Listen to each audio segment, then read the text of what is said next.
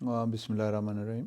देखें, जिस इलाके में भी एक तरक्की का दरवाज़ा खुलता है तो वहाँ लामाला मकामी लोग को ज़्यादा प्रायोरिटी भी दी जाती है और उनको क्या कहते हैं, फ़ायदा भी बहुत पहुँचता है। तो ये प्रोजेक्ट अभी शुरू हुए हैं, इनिशियल स्टेज पे हैं।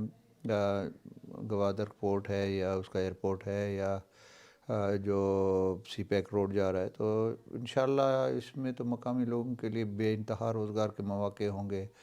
और लामाला इनिशली तो अभी तक तो इतना असर नहीं हुआ, लेकिन फिर आपके हर किस्म की वहाँ पे आपको रोज़गार से लेकर एक छोटे एक टायर पंचर वाले से लेकर मज़दूर से लेकर और इंडस्ट्रीज़ तक सबको फ़ायदा पहुँचेगा।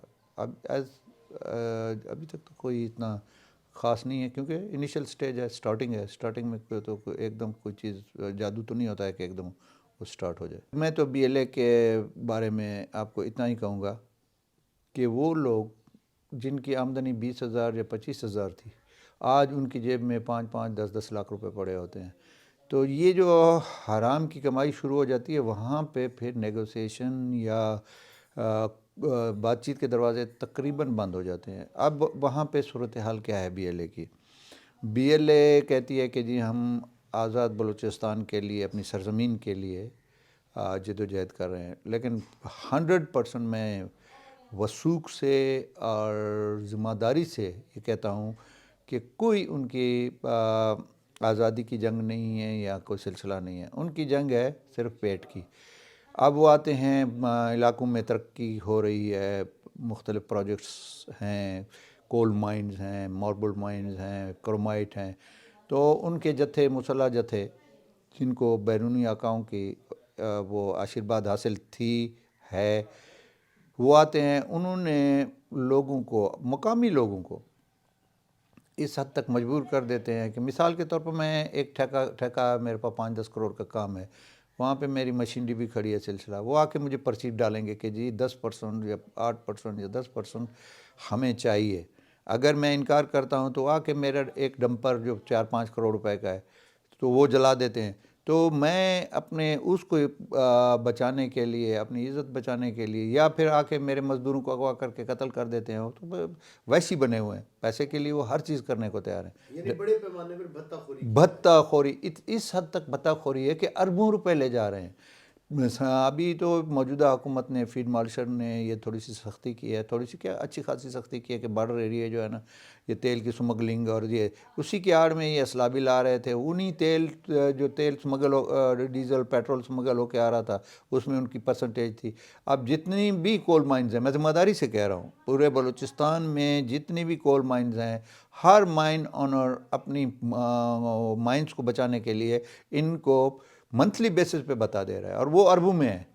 तो जो बंदा अरबों रुपए अनफेयर मीन से कमा रहा हो, तो आप उसको फेयर मीन में ला के कितने, मिसाल के तौर पर 5,000 नौजवान हैं, एक मिसाल है, इतने हैं ही नहीं, 1,000 होगा, 500 होगा, 1,000 होगा, मैक्सिमम 1,000 होगा। अच्छा, उसको आप मिसाल के तौर पर 20,000, 25,000, 30,000, 1 लाख भी तनख्वाह देते हैं। तो जो शख्स चलते चलते एक माइन से 1 लाख रुपए, अगर किसी एरिया में 200 माइन है, 200 लाख रुपए उसके मंथली आ रहे हैं, तो क्या वो आपके कौमी धारे में आएगा? कभी नहीं आएगा। उसको वो लत पड़ गई है, वही भेड़िए वाला खून उसके मुंह पे लगा हुआ है। अच्छा, फिर वो कत्ल किसको करेंगे?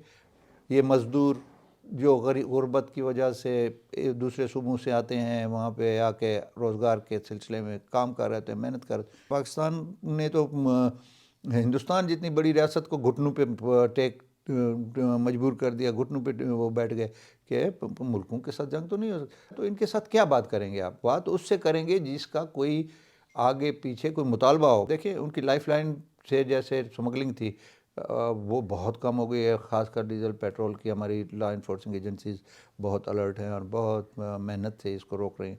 तो लाइफ लाइन तो काफ़ी हद तक इनकी कट गई है। लेकिन बात यह है, देखिए, बलूचिस्तान में थोड़ा सा भी कोई फोर्सेस کام کرتی ہیں تو ایک دم پورا پاکستان کی میڈیا اور یہ چیخنا جی بلوچستان میں فوجی آپریشن ہو رہا ہے. نہیں ایسی بات نہیں ہے. ابھی میری کانسٹیچوئنسی ہے بارکھان کی. میں آپ کے پورے چینل کو آپ کو دعوت دیتا ہوں کہ آ کے دیکھیں وہاں پہ سڑکیں بھی بن رہی ہیں, واٹر سپلائی بھی بن رہی ہیں, ڈیم بھی ہیں, اسکول بھی ہیں, کالجز بھی ہیں, الحمدللہ ساری چیزیں. دیکھیں کچھ ایریاز میں ہم مورد الزام بار بار مرکز بار بار اسٹیبلشمنٹ تو ان کو کرتے ہیں. خرابی تو ہمارے اپنے درمیان میں ہے.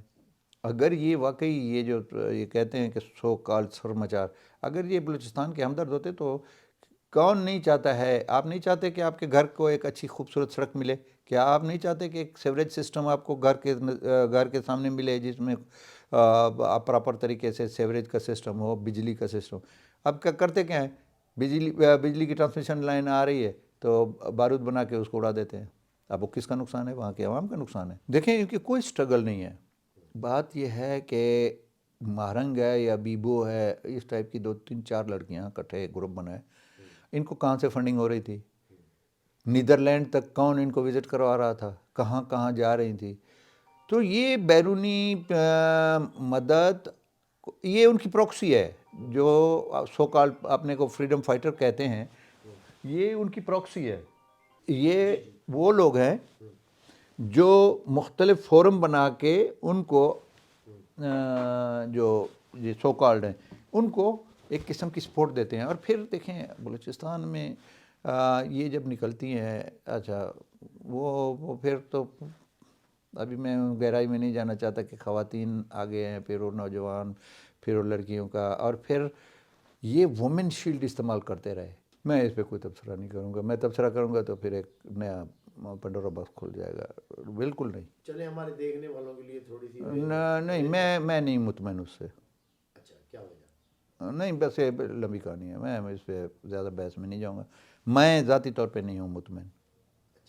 بحیثیت ایک پارلیمنٹیرین کے, بحیثیت ایک بلوچستان کے باشندے کے, صوبائی وزیر بھی ہیں آپ. ہاں صوبائی وزیر بھی ہوں, میں مطمئن نہیں ہوں اس موجودہ سیٹ اپ جو چل رہا ہے. بالکل بھی میں مطمئن نہیں ہوں صوبے کا. نہیں بس وہ میں اس پہ گہرائی میں نہیں جانا چاہتا نا. میں اس پہ آگے کمنٹس نہیں کروں گا کہ پھر کچھ لوگ ناراض ہو جائیں گے. میں کسی کی ناراضگی مفت میں نہیں لینا چاہتا, لیکن میں مطمئن نہیں ہوں, بالکل نہیں ہوں. کارکردگی یہ لحاظ سے یا سیاسی؟ ہر لحاظ سے, سیاسی لیولز پہ بھی اور کارکردگی کے حساب سے بھی, کہ وہ جو ہے نا باتوں کے وہ کیا ہوتے ہیں, بت بناتے ہیں. باتوں کے بہت زیادہ, باتیں بہت زیادہ ہیں, عملی کم ہے. ہاں یہ مخصوص اپنے علاقوں کو کوئی نواز رہا ہے یا کر رہا ہے تو الگ بات ہے. باقی میں مطمئن نہیں ہوں. میں یہ کہوں گا کہ جس کا حق ہے اس کو حق والے کو حق دیا جائے. یہ گھر آپ کا ہے نا, تو آپ کو اگر آپ کو ملکیت نہیں دی جائے گی نا تو آپ اجنبی ہوں گے وہاں پہ. تو میں مطمئن نہیں ہوں, بالکل بھی نہیں ہوں. اور کسی فورم پہ میں شاید کبھی بات بھی کروں اس پہ. میں بہت اس سے غور سے سوچ رہا ہوں کہ مجھے کبھی کسی جگہ بات کرنی چاہیے.